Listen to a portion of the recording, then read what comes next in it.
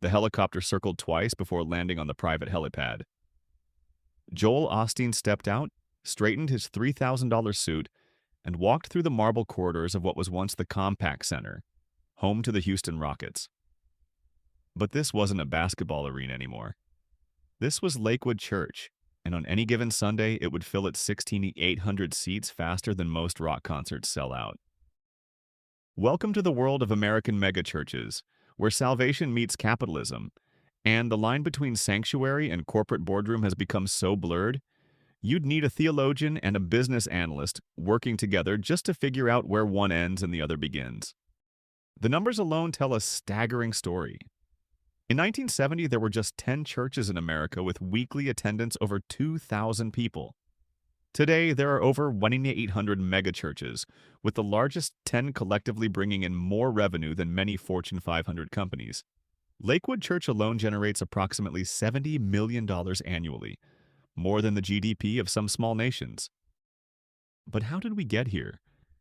How did American Christianity transform from humble wooden pews and collection plates into sprawling campuses with coffee shops, bookstores, and financial portfolios that would make Wall Street executives envious? The story begins in the 1950s with a traveling tent evangelist named Oral Roberts. Roberts had a revelation that would forever change American Christianity. Not a divine vision, but a business insight. He realized that bigger crowds meant bigger donations, and bigger donations meant bigger impact. Roberts was the first to truly understand that in America, size equals influence, and influence equals power. In 1963, Roberts opened Oral Roberts University in Tulsa, Oklahoma, complete with a 200-foot-tall prayer tower that doubled as the ultimate marketing billboard. But Roberts' real genius wasn't in the spectacle, it was in the structure.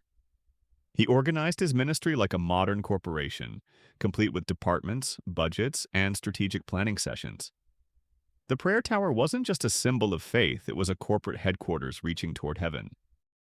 The transformation accelerated in the 1970s when churches began hiring MBA graduates instead of just theology students.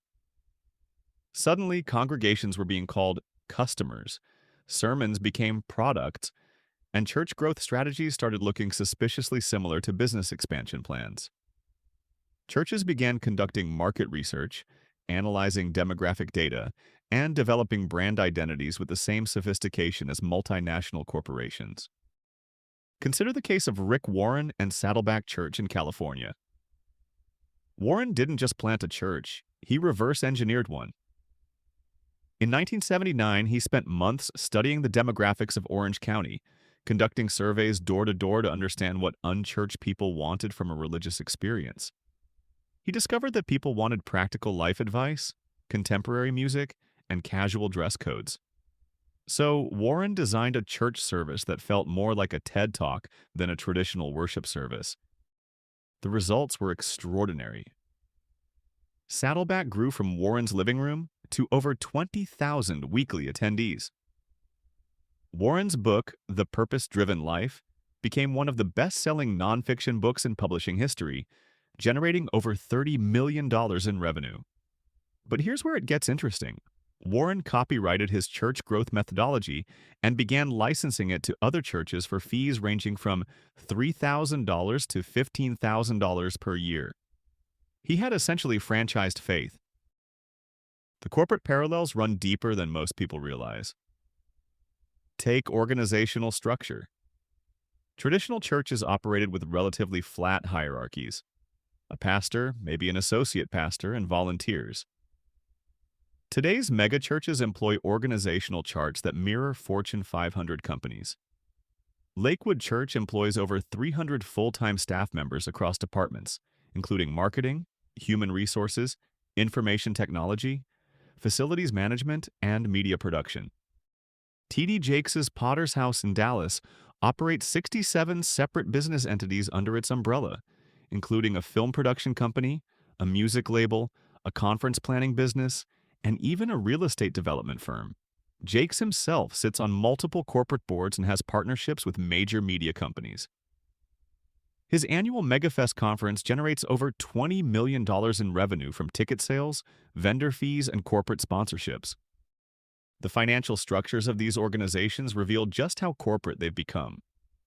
Most megachurches operate as tax-exempt religious organizations under Section 501c3 of the IRS Code, but their revenue streams look remarkably similar to diversified corporations. Income flows from multiple sources: weekly donations, book sales, conference fees, merchandise, media licensing, real estate investments, and increasingly cryptocurrency and online giving platforms. Hillsong Church, which originated in Australia but expanded globally, generated controversy when financial records revealed that senior pastors were receiving salaries exceeding $300,000 annually, plus luxury cars, housing allowances, and expense accounts. The church's annual revenue exceeded $100 million across its global operations, with sophisticated investment portfolios and real estate holdings spanning multiple countries. The marketing strategies employed by megachurches would impress Madison Avenue executives. They conduct focus groups to test sermon topics, use A/B testing for promotional materials, and employ social media strategies that rival major brands. Life.Church, based in Oklahoma, was among the first to develop a proprietary church app that includes features like note-taking during sermons, digital tithing, and social networking capabilities. The app has been downloaded over 10 million times and licensed to thousands of other churches. But perhaps nothing illustrates the corporate nature of modern megachurches quite like their approach to expansion. Many operate like franchise businesses, establishing satellite campuses with video feeds of the main pastor's sermon. North Point Community Church in Georgia operates 8 campuses across multiple states, with each location designed to maintain brand consistency while adapting to local demographics. Hey everyone, this is Professor Archive, and if you're finding this deep dive into the corporate world of megachurches as fascinating as I am, you're in for quite a ride. Before we continue, I'm curious, where are you watching from right now, and what time is it where you are?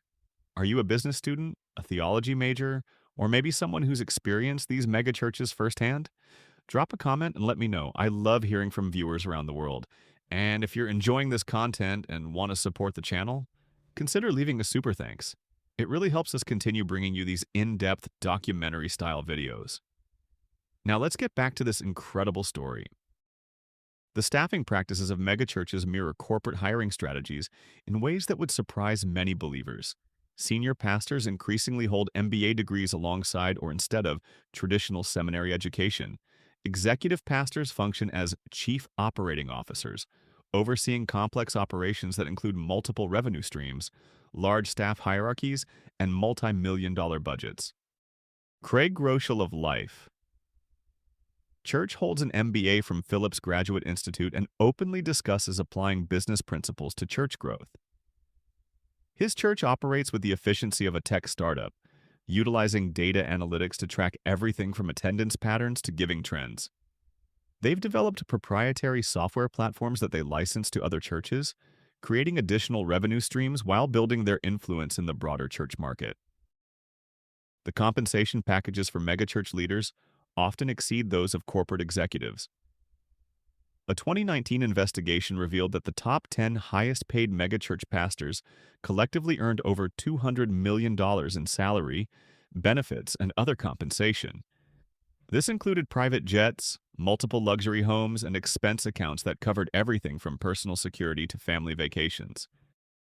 Kenneth Copeland, whose ministry operates from a 1,500-acre campus in Texas, owns multiple private jets worth over $20 million combined. When questioned about the expense, Copeland explained that commercial flights would put him in a long tube with a bunch of demons, effectively arguing that luxury air travel was a theological necessity. His ministry's annual revenue exceeds $300 million, managed through a complex network of subsidiary organizations. The real estate holdings of megachurches represent another area where corporate thinking dominates. Many churches function as real estate development companies, purchasing large tracts of land and developing mixed-use properties that include commercial space, residential areas, and recreational facilities. The original tenants often pay below-market rents, but as neighborhoods develop around these church-anchored projects, property values increase dramatically. Gateway Church in Texas sits on a 160-acre campus worth over $100 million. The facility includes not just worship spaces, but a full-service restaurant, a bookstore that rivals Barnes& Noble, multiple coffee shops, a fitness center, and conference facilities that generate revenue by hosting corporate events and private functions.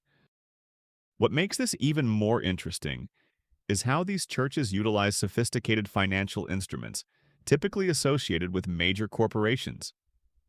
Many issue tax-exempt bonds to fund expansion projects, essentially allowing them to borrow money at rates significantly below market rates. Some have established endowment funds managed by professional investment firms, generating passive income from stock market investments, private equity, and even hedge fund strategies. The Crystal Cathedral in California, before its bankruptcy and eventual sale, had accumulated debt exceeding $50 million through complex financial arrangements that included derivatives and interest rate swaps. Financial instruments so sophisticated that many Fortune 500 companies avoid them due to their complexity and risk. But perhaps the most corporate aspect of modern megachurches is their approach to brand management and intellectual property. Pastors trademark their names, sermon series, and even common phrases. The purpose-driven life, your best life now, and crazy love are all registered trademarks, generating ongoing royalty income for their creators. Mark Driscoll, former pastor of Mars Hill Church in Seattle, built what essentially amounted to a media empire before the church's dramatic collapse in 2014. At its peak, Mars Hill operated 15 campuses, employed over 800 people, and generated annual revenue exceeding $25 million.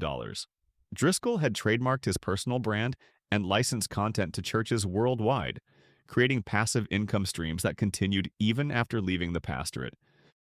The merchandising strategies of megachurches rival those of entertainment companies. Joel Osteen's books have sold over 10 million copies worldwide, with foreign translation rights sold in over 40 languages. His Night of Hope tour sells out basketball arenas across the country, with ticket prices ranging from $15 to $85. Merchandise sales at these events include everything from branded clothing to motivational CDs and personalized prayer books. Joyce Meyer Ministries operates a sophisticated e-commerce platform selling over 500 different products, from books and DVDs to jewelry and home decor items. The ministry's annual revenue exceeds $100 million, with significant portions coming from product sales rather than traditional donations. Meyer herself has written over 130 books, many of which become bestsellers and generate substantial royalty income. The media strategies employed by megachurches demonstrate corporate-level sophistication in content creation and distribution. Many operate television studios that rival those of major networks, producing content for global distribution. TBN, Trinity Broadcasting Network, founded by Paul and Jan Crouch, became the world's largest Christian television network, valued at over $1 billion before Paul Crouch's death in 2013. Hillsong Church revolutionized church music by essentially creating a Christian entertainment industry. Their worship songs are licensed to thousands of churches worldwide, generating millions in royalty payments. Hillsong's music has topped Billboard charts, and their albums routinely go platinum. The church operates its own record label and has partnerships with major secular music companies. But here's where the story takes a darker turn.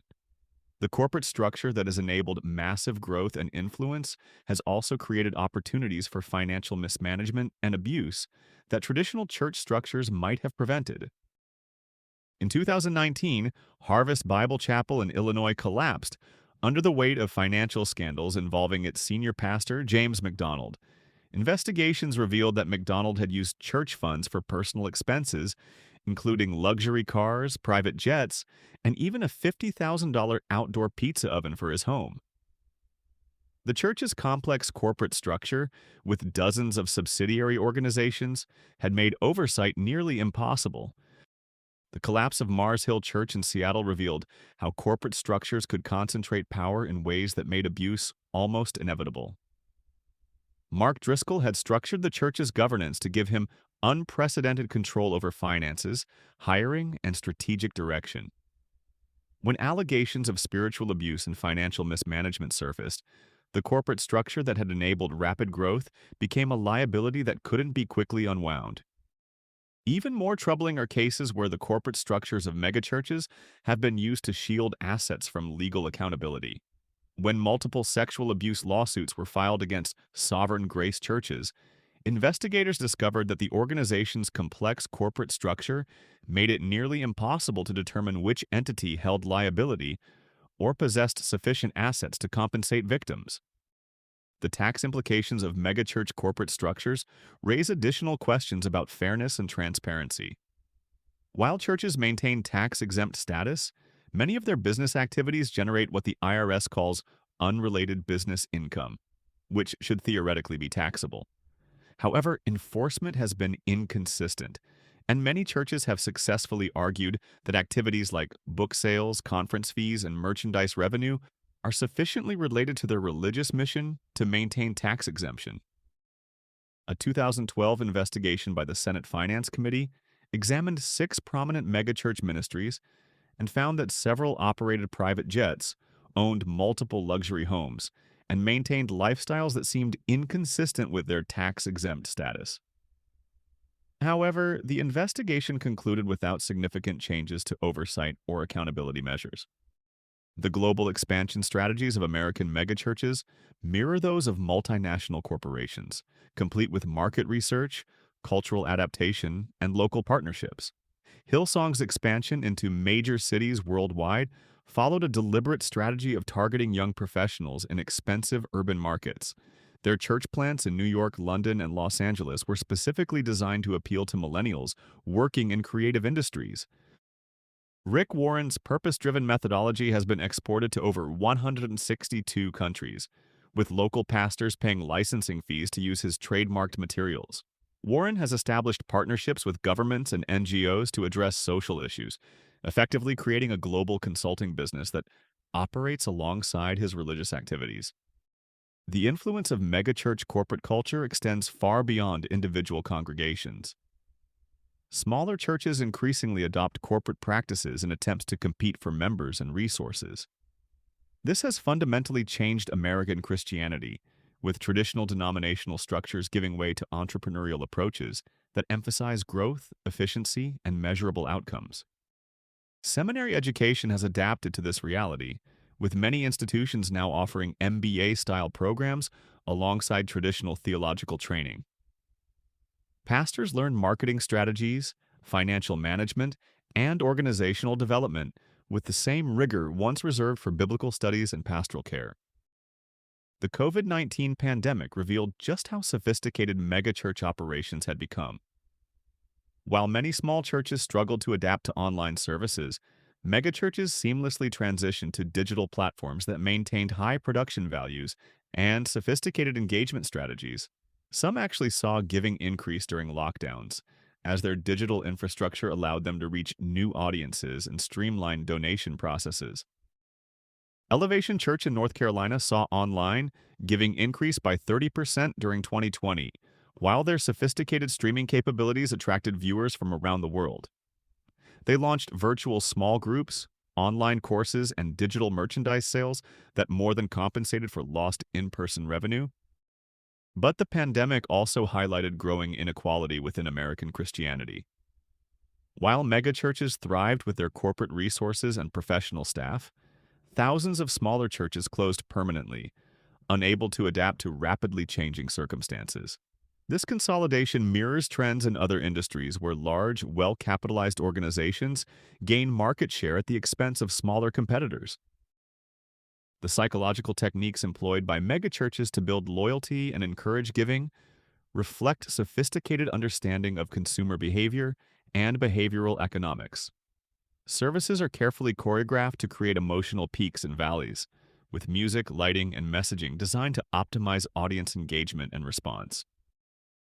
Scarcity marketing appears frequently in megachurch fundraising, with limited-time matching gift opportunities, exclusive access to pastoral meetings for major donors, and VIP experiences for significant contributors. These techniques, borrowed directly from commercial marketing, have proven remarkably effective at generating revenue. The architectural design of megachurch facilities reflects corporate thinking about customer experience and operational efficiency. Lakewood Church's renovation of the former Compaq Center included retail-style wayfinding, multiple food service options, and traffic flow patterns designed to maximize the amount of time attendees spend in revenue-generating areas.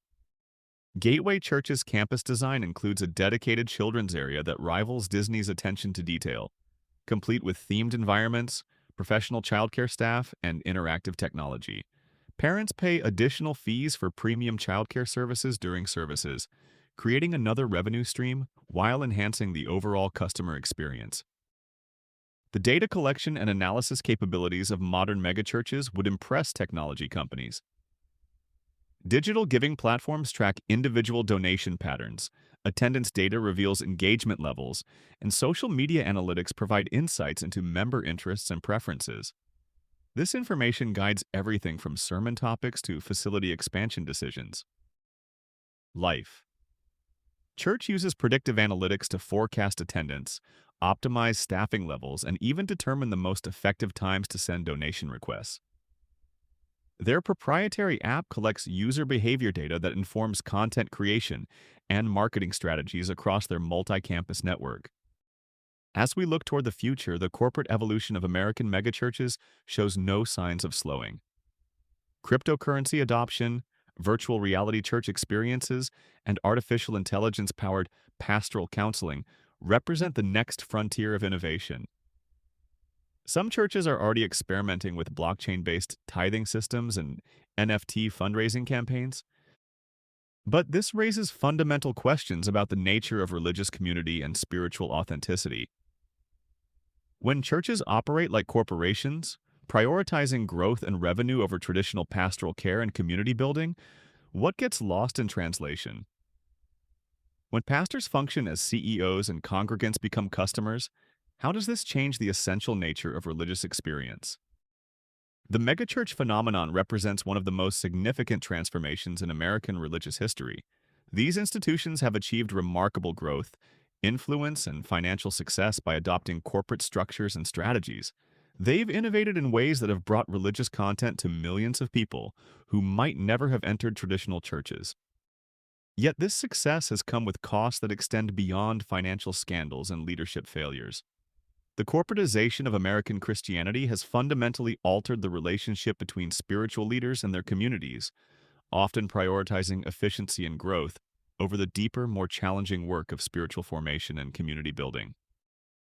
The most successful megachurches have discovered that Americans hunger for purpose, community, and transcendence, but they've packaged these eternal human needs in distinctly corporate wrapping. Whether this represents an innovative adaptation to modern American culture or a fundamental corruption of religious values depends largely on your perspective and priorities.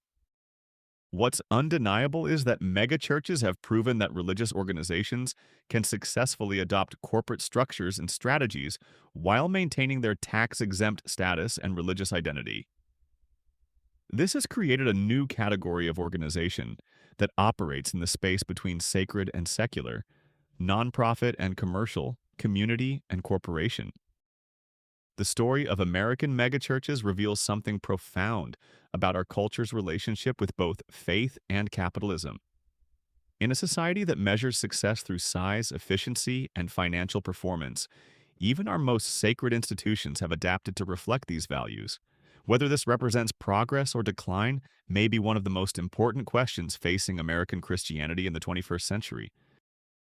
The helicopter that brought Joel Osteen to Lakewood Church that Sunday morning represents more than just luxury transportation. It's a symbol of how far American Christianity has traveled from its humble origins.